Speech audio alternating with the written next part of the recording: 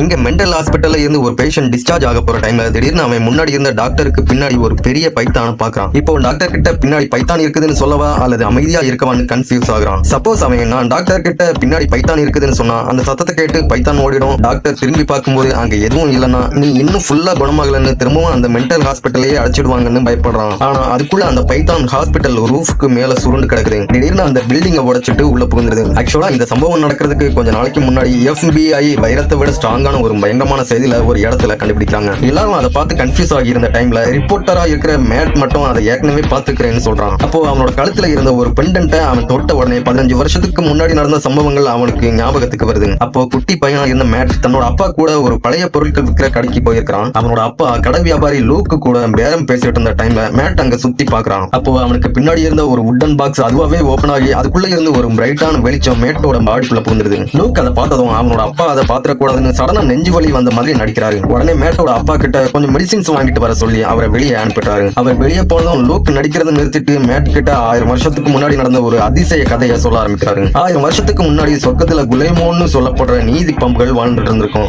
பூமியில இருக்கிற தீமைகளை அழிக்கிறது தான் அதோட வேலையா இருக்கும். அப்போ 500 வருஷத்துக்கு ஒரு தடவை சொர்க்கம் குலேமோவுக்கு டிராகனை மாறுறதுக்கு ஒரு சான்ஸ் கொடுக்கும். ஆனா அதுக்காக அதுங்க ரொம்ப சக்தி கொண்ட டிராகன் முத்தை விழுங்கணும். ஆனா இது பிடிக்காத மத்த கொடிய பாம்புகளை பாராஜின்னு சொல்லுவாங்க. பாராஜி பாம்புகள் அந்த டிராகன் முத்தை திருட ட்ரை பண்ணதால சொர்க்கம் அந்த டிராகன் முத்தம் பூமியில உள்ள ஒரு பொண்ணோட உடம்புக்குள்ள மறைச்சு வச்சிருது. அந்த பொண்ணுக்கு 20 வயசு ஆகும்போதுதான் அந்த முத்துக்கு பவர் கிடைக்கும். அந்த பொண்ணு தேர்ந்தெடுக்கப்பட்ட குலேமா பாம்புக்கு அந்த முத்தை கொடுத்தாதான் அது உண்மையான டிராகனா மாறும். ஆனா பாராஜி பாம்புகள் அந்த பொண்ணு கிட்ட இருந்து முத்தை பறிக்க ட்ரை பண்ணும். ஒரு நாள் அந்த முத்து சொர்க்கத்துல இருந்து ஒரு சின்ன கிராமத்துல போய் விழுது. அந்த முத்தை பாதுகாக்கிறதுக்காக சொர்க்கம் சார்லிங்கிற ஒரு மந்திரவாதியையும் அவரோட சீடன் ஜாக்கையும் பூமிக்கு அனுப்புது. அவங்க 20 வருஷமா அந்த முத்தை பாதுகாக்கிறாங்க. ஆனா நாட்கள் போக போக ஜாக் எம்மியை லவ் பண்ண ஆரம்பிச்சிடுறான். கொஞ்ச நாள்ல அந்த பொண்ணோட 20வது பிறந்த நாள் வருது. அந்த பொண்ணு டிராகன் முத்தை கொடுக்க போன டைம்ல பாராஜி அந்த கிராமத்தையே அட்டாக் பண்ண ஆரம்பிக்கிறாங்க. பாராஜி அவங்களை கொஞ்ச நேரத்திலேயே கண்டுபிடிச்சு வந்துருது. ஆனா டிராகன் முத்தை கொடுக்காம இறந்து போக அவங்க 2 பேரும் தயாராகிறாங்க. லூக் அதோட கதையை ஸ்டாப் பண்ணிட்டு மேட் கிட்ட திரும்பவும் அந்த பெண்டன்ட்டை கொடுக்குறாரு. அப்பதான் ஒரு பயங்கரமான உண்மையை சொல்றாரு.